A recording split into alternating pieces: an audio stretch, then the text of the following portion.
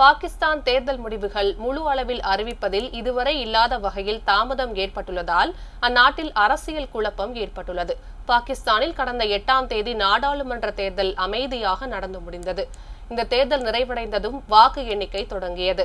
அந்நாட்டு நாடாளுமன்றத்தில் மொத்தமுள்ள 336 இடங்களில் 266 இடங்கள் மட்டும் மக்களால் தேர்வு செய்யப்படுபவை ஆகும். எஞ்சிய 70 இடங்கள் வெற்றி பெற்ற கட்சிகளின் பெரும்பான்மைக்கு ஏற்ப பகிர்ந்தளிக்கப்படும்.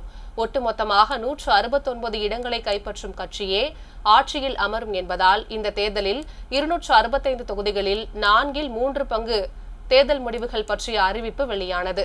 இந்த சூழலில் அந்நாட்டின் முன்னாள் பிரதமர்களான இம்ரான்கான் மற்றும் நவாஸ் ஷெரீப் ஆகிய இருவரது கட்சிகளும் பெரும்பான்மை இல்லாமல் இருந்து வருகின்றன. பாகிஸ்தானில் தேர்தல் முடிவுகள் முழு அளவில் அறிவிப்பதில் இதுவரை இல்லாத வகையில் தாமதம் ஏற்பட்டுள்ளதால் மொபைல் போன் சேவைகள் ரத்து செய்யப்பட்டுள்ளன. பாகிஸ்தானில் ஒருவேளை கூட்டணி அரசு அமையும் என்றால் அது நிலையற்ற பலவீனம் வாய்ந்த ஒன்றாக இருக்கும் என அந்நாட்டு அரசியல் நிபுணர்கள் கருத்து தெரிவித்துள்ளனர்.